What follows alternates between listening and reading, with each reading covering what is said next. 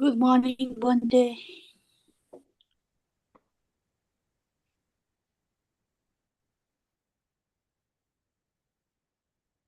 Good morning, Bhante.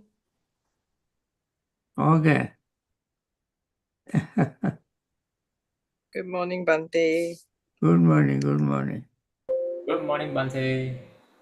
Good morning. Good morning, Good morning, Bhante. Bhante. Yatri, you read questions? Yes, Bhante, I'm here. Okay.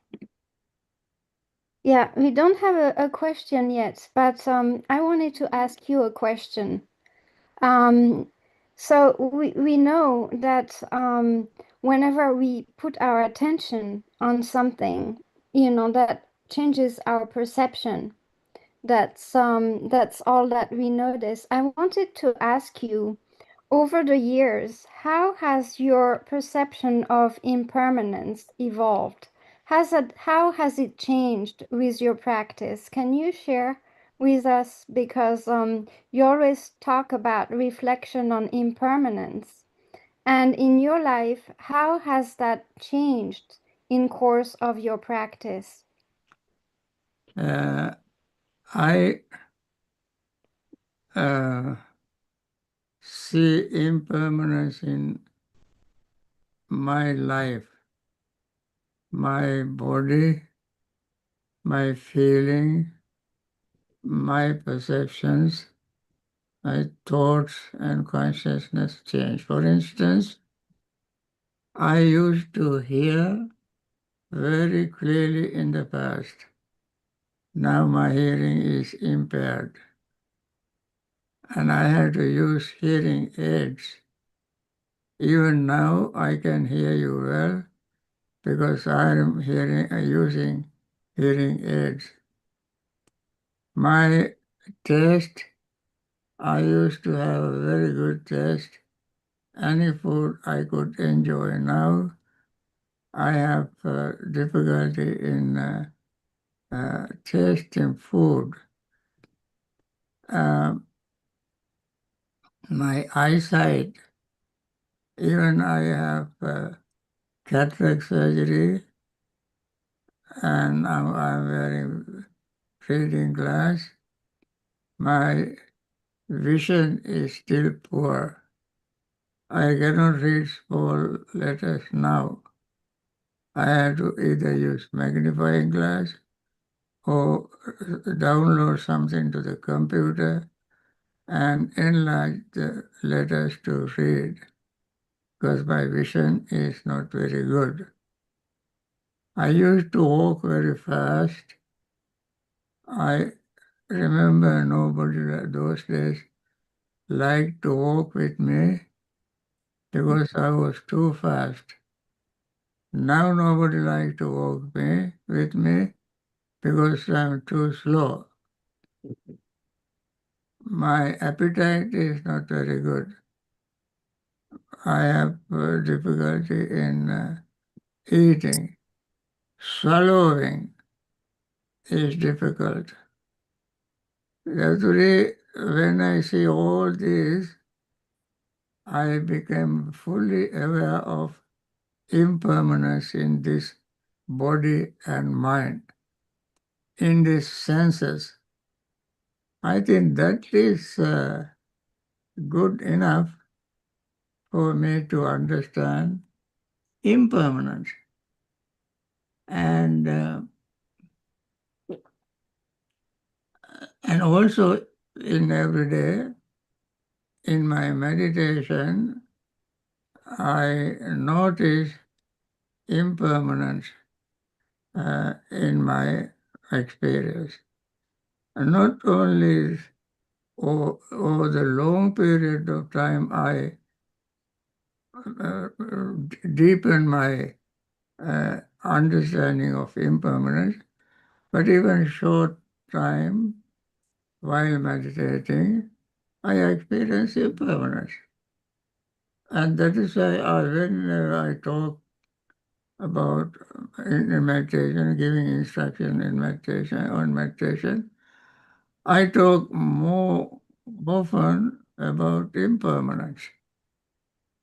I think that is, I understand impermanence very clearly now, better than any other time. Okay? And this helps with nibbida, letting go.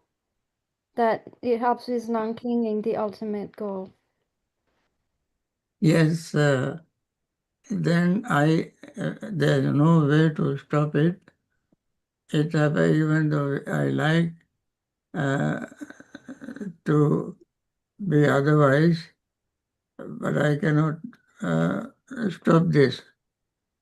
And therefore, instead of fighting, I accept it and go along with it. And then actually my desire for all these permanent things is a delusion. Therefore, when as Buddha said in various places, especially in Satipatthana Sutta, Chakkung Anicca, Dukkhaṃ Viparināma Dhammam, Khaya Dhammam, Vaya Dhammam, Viraga Dhammam, Nirodha Dhammam, Sankatam Paticca Samupannam, Netam Mama Neso Amasa Nemeso Atta, Evaṃ Etaṃ Yatā Bhūtaṃ Sammapaññāya Disva, Chakkusmin Nibbindati, Nibbindang Virajyati, Viraga Vimuchyati. That means seeing impermanence, unsatisfactoriness, changing, altering, fading away, phasing out, defacing, eyes, eyes, and it dependently arisen and conditioned. One I definitely want to see this is not mine, this is not myself, this is I am not, this I am not, netam mama, neso amasmi nemeso atta, this is not mine, this I am not, this is not myself. When I see this as they are, I will be disenchanted with the I. With the disenchantment, I will become dispassionate. Passion-free, I become liberated. From then, I will have eyes without desire. Similarly, I have ears without desire. Ear means not this outside appearance, appearing protube, but the ability to hear. Nose without desire, tongue without desire, body without desire, above all, the mind without desire. So eyes, ears, nose, tongue, body, and mind exist without desire. Then desire vanishes, eyes, ears, nose, and so forth exist. This is how I learned to separate the five aggregates from five aggregates subject to clinging. From five aggregates subject to clinging, as long as we are subject to clinging for the aggregate, then our suffering continues to exist. So when I learn to separate them and keep only five aggregates, then when the aggregates ends after running its own course, I'm liberated. Thank you, Bhante. Okay? The next question is to follow the first precept.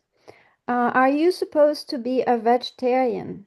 Since eating meat is like indirect killing of animals, so should you be a vegetarian? Yeah, this is very a common question that people ask. This question comes from supply and demand. Since there is a demand, there is supply. That is, if you eat meat, people have to kill animals. But that doesn't hold. That is not tenable. Because even if you eat vegetable, you are vegetarian, people will still kill. For instance, there are, including you, there is a village where there are maybe 1,000 people. And this all are assuming all are vegetarians. And then somebody has to supply vegetarian food, vegetable, fruits, nuts, roots, grains, and so forth. Those farmers have to till the land, sow seeds, harvest, and then in the process of tilling the land, plowing the land, turning over the clods of mud, and removing seeds, and so forth, they kill various type of little animals. And when they are growing, various animals come and eat their crops. Birds, sparrows, squirrels, monkeys, and what you call deer, hogs, and so forth. They come and destroy. So farmers have to protect their crops from these animals. So generally they either use insecticide or some other means, or even shoot, traps, and kill these animals. Having done all these things, they protect their farm and bring vegetables for you to eat. So with good conscience, you eat vegetable thinking that you have not killed, you have not encouraged people to kill. But behind your intention, behind your awareness, there's a large number of animals slaughtered. And therefore, whether you eat meat or not eat meat, there are people who kill animals. What actually Buddha recommended is so long as your mind is clean and no intention of killing, there is a story of a woman who had attained stream entry at the age of 7. So she gave in marriage to a hunter. Hunter every day asked her, bring my bow, bring my arrow, bring my knife, clean them, keep them ready for tomorrow. She would do all these things. So somebody, and then this man goes out and kill animals. Somebody asked the Buddha, Bhante, is this woman not a part of killing? Buddha said, no. She does not, she still observes the first precept. Why is not? Why is that? How is that? Because she has no intention of killing. So Buddha said, so long as there is no wound in your palm, you can take poison into your palm. Poison does not enter the body through the bloodstream because there is no wound. Similarly, your conscience is clear, no intention whatsoever for killing, you are not breaking the first precept. And that is what we have to understand. So it doesn't mean that I encourage people to eat meat all the time. On the other hand, when monks go out in those days, monks did not do any job. They took their alms bowl and go out to collect food. Every day they did. Sometimes they receive good food, sometimes they don't. whatever people have prepared in their houses, they may be fishermen, they may be hunters, they may be farmers, whatever they have prepared for their own consumption, part of which they give to these monks and put them in their alms bowl. They bring it and eat. If they, for one reason or another, they don't like to eat certain food, they can accept all of it, but if they don't eat for health reason and so on, they put it aside and eat whatever agreed to them. So there is a sutta in Madhyama Nikaya called Jivaka Sutta. In that sutta, also Buddha said that there is three parts of the three-quarter parts of the food. Aditta, Asutta, Aparisankita. You don't see someone killing an animal for you. You have not heard an animal killed for you. You even have not suspected that the animal killed for you. Then that kind of meat, as you get from into your alms bowl, you eat. As I said, if you, for good health reason, something that doesn't agree with you, don't eat it. So this is the answer in brief. Even this can be challenged, but if they come up with another answer, willingly I accept it. Okay? Thank you, Bhante. The next question is, what are the first steps to help reduce greed while meditating and also in regular life? So how do you reduce greed during your meditation and after meditation? Say again? What are the first steps to help reduce greed or craving while meditating and also in regular life? So what should one do to reduce one's own greed? To what one should do to To reduce greed, Overcome. to overcome greed. overcome greed, yes. In order to overcome greed, one has to see the danger of greed first. Greed is always leads to suffering, and greed is the cause of suffering in the Four Noble Truth. And so noble truth suffering, cause of suffering, අද join උනේ end of, ඉස්සෙල්ලාම බලන්න මේ Virginia Buddhist centre end of suffering, and the path leading to the end of suffering. Now, cause of suffering is desire, greed. And so one must understand that so long as we have desire, we would not end our suffering. And therefore, one has to first understand, especially intellectually, you have to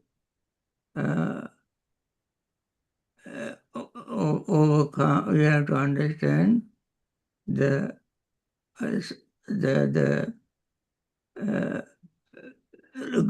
understand the danger of greed in meditation. Even after meditation,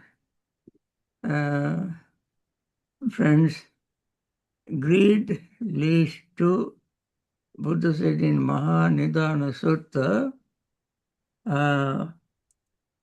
feeling, dependent on feeling, desire rises.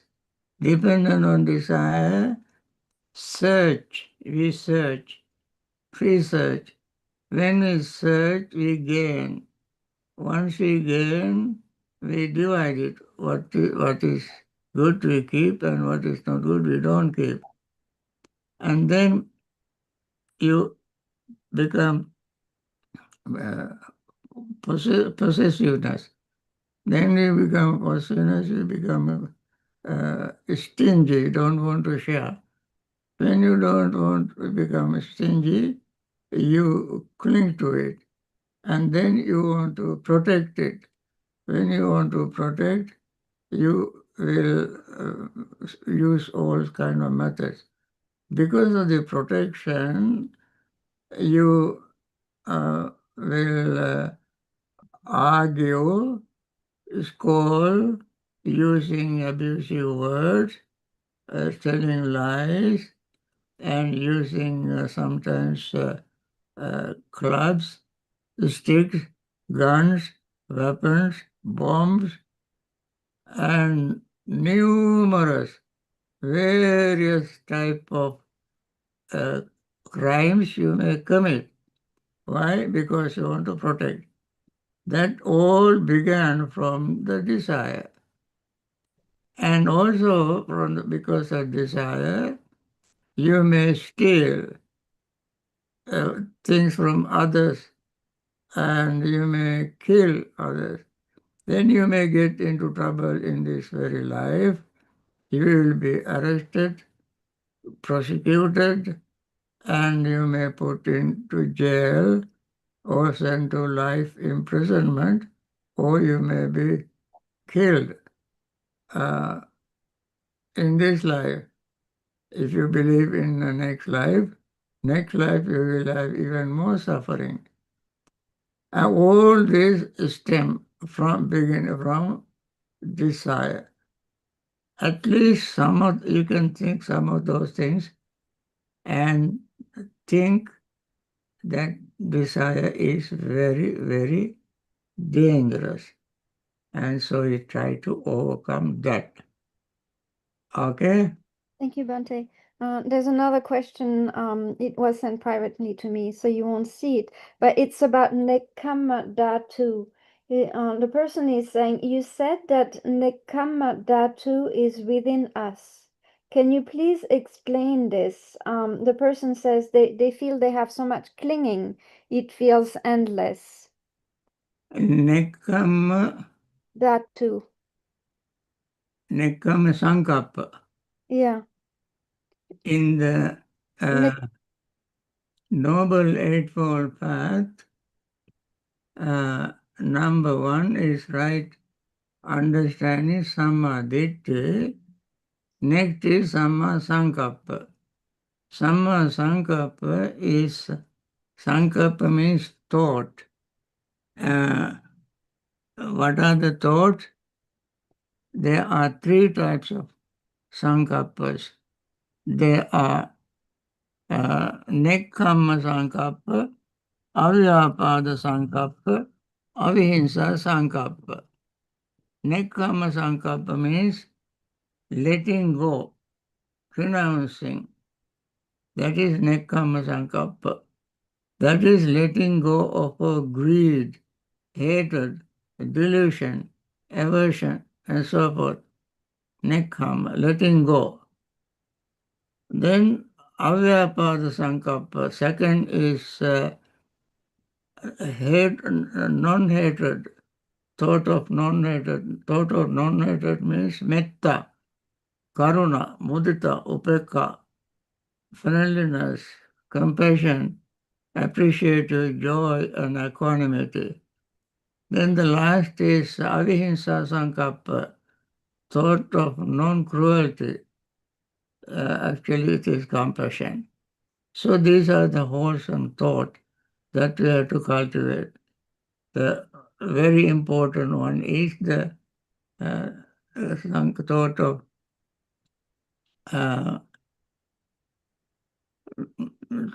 letting go. Okay? Thank you, Bhante. The next question is, the 5 spiritual powers and the 5 spiritual faculties have the same components: faith, effort, mindfulness, concentration, and wisdom.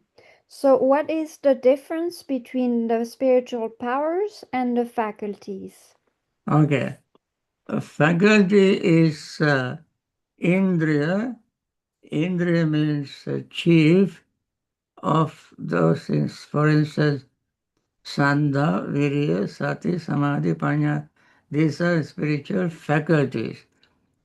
In the Saddha category, when Saddha arises, your mind is very clear in your faith, in your trust. Trust with understanding. And that faculty specialized in that. Saddha, Virya also like that. You are, you make effort to prevent unnecessary unwholesome state from arising, overcome already unwholesome state that is arisen, arouse wholesome mental states, and make effort to maintain, sustain, support, develop the already arisen mental state. That is your right effort. Saddha, virya, sati, mindfulness, four foundations of mindfulness and so forth. Saddha, sati, virya, samadhi. Samadhi is concentration, attaining jhana and so forth. Panya is wisdom with right understanding and so forth. These are right faculties, indriya faculties. The bala, saddha bala, sila bala, virya bala, saddha, sati bala, saddha, virya, sati, samadhi, panya. Bala. Bala means strength. When you develop certain things over and over again, it builds up momentum. It builds up the strength, power, strong. And therefore, the same factors,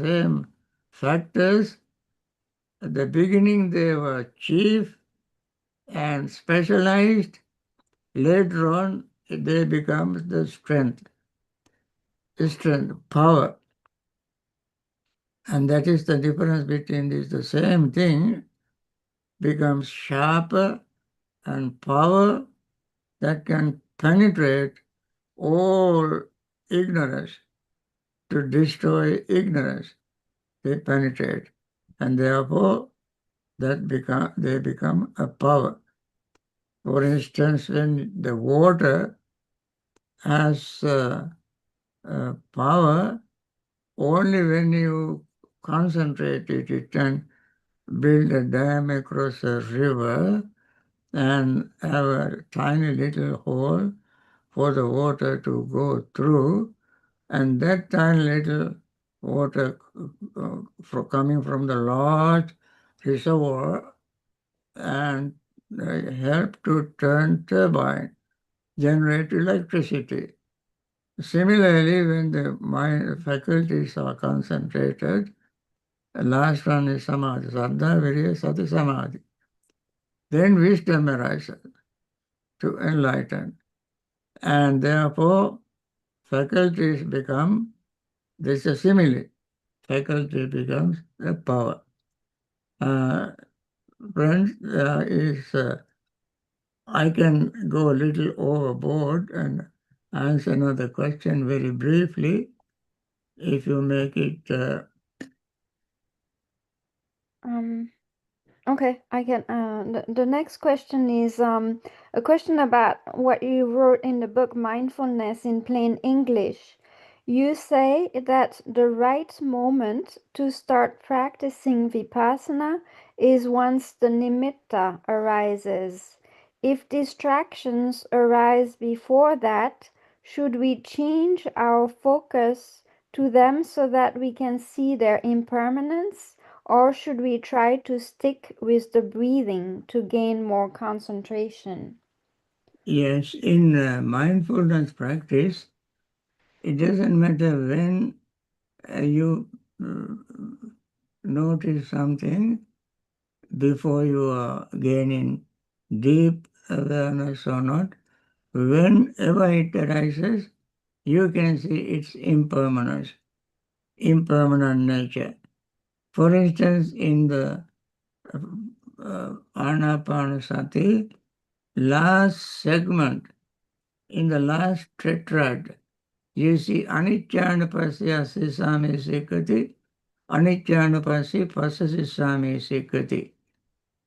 Viraganupasya Asasisami Sikati, Viraganupasya Pasasisami Sikati. Patinisagganupasya Nirodhanupasya Sisami Sikati, Nirodhanupasya Pasisami. Patinisagganupasya Sisami Sikati, Patinisagganupasya Pasisami. So, this anicca, viraga, nirodha, patinas, that means impermanence, dispassionate, cessation, and abandoning takes place from the very beginning of your meditation. Even the first breath you breathe in long inhaling also impermanent and dispassionate, ceases, and abandoning. Once you breathe out, it is gone. Abandoning. So this happens from the very beginning. But eventually, as you keep practicing meditation, when you come to Dhammanupassana, last section, those things that you started at the beginning become very, very sharp and strong and powerful. As I mentioned earlier, they become even bala. And that is what is happening at the end. But those things start at the beginning as an rudimentary form, as seed practice. And then they become stronger and stronger and stronger. So you don't have to wait until you are specialized. You can specialize from when you do it again and again from the beginning. Now, friends, I think we can stop here because I find there may be more questions. There's a couple more. Hold on to those questions. Don't forget those questions I will save them for next time. I won't to ask next time. We went 5 minutes overboard. So I think that's a very good question. You can keep asking, even if you ask the same question many times. I give you the same answer because the truth is one. It doesn't have variation. And therefore, I, even if 100 people ask me the same question, I give you the same answer 100 times. Okay, now let us meditate. Okay. May all beings be happy and secure. May all beings have happy minds. Whatever living beings there may be, without exception, weak or strong, long or large, medium, short, subtle or gross, visible or invisible, living near or far, born or coming to birth, may all beings have happy minds. Let no one deceive another, nor despise anyone anywhere, neither from anger nor ill will should anyone wish harm to another. As a mother would risk her own life to protect her only child, even so towards all living beings, one should cultivate a boundless heart. One should cultivate for all the world a heart of boundless loving friendliness, above, below, and all around, unobstructed, without hatred or resentment, whether standing, walking, sitting, lying down, or whenever awake. One should develop this mindfulness. This is called divinely dwelling here, not falling into erroneous views, but virtuous and endowed with vision, removing desire for sensual pleasures. One comes never again to birth in the womb. Okay, we can have meditation at least for 20 minutes.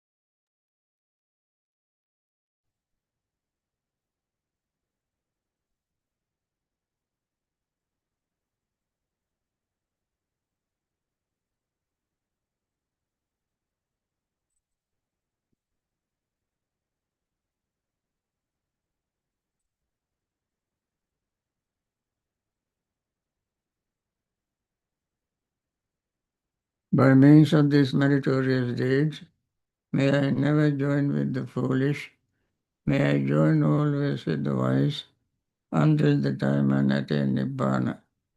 May the suffering be free from suffering, may the fear-struck be free from fear, may the grieving be free from grief, so too may all beings be.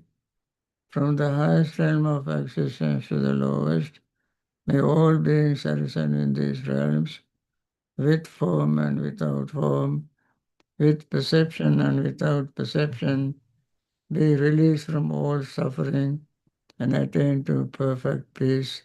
Excellent, excellent, excellent. With this metta thought, we started with metta and we want to end with metta. We have done this yesterday. Every day we have to do this. May all those who are in hospitals suffering from various diseases, may they all recover very soon, return to normal life, and attain liberation from samsaric suffering. May the doctors, nurses, and hospital staffs who are taking care of these people also find time to practice Dhamma, practice meditation, and attain liberation from samsaric suffering. All those who have lost their loved ones and still may be grieving, may they also find time to understand the true nature of life, that is the nature of life, and practice Dhamma, practice meditation, and attain liberation from samsaric suffering. May all those who are in trouble spots, war zones, discriminations, poverty-stricken areas also find to understand the nature of greed, hatred, and delusion, practice Dhamma, practice meditation, develop their mindfulness, and attain liberation from samsaric suffering. May all those who are in the northern direction, northeastern direction, eastern direction, southeastern direction, southern direction, southwestern direction, western direction, northwestern direction, up and below. All these beings in these 10 directions be well, happy and peaceful. May they all attain liberation from samsaric suffering. And may you all be well, happy and peaceful. And those who want to join me at 3 o'clock today for the Dhammapada discussion, there are some people. I first started it with during the COVID period for children. Now children are grown up and became adults, and now adults are attending it. Whether the same children have become adults or other adults are attending. Anyway, we'll see you then this afternoon, some of you, and hope to see you. Well, Thank you, Bhante. Thank you, Bhante. Thank you, Bhante. Sadhu, sadhu, sadhu. Sadhu, Sadhu. bye. Thank you, Long Bhante. life and good Thank health. you, and bless the Sangha, thank Bhante. you. Thank you, Bhante. Thank you. Okay, bye. Bye. Bye, everyone. Thank you.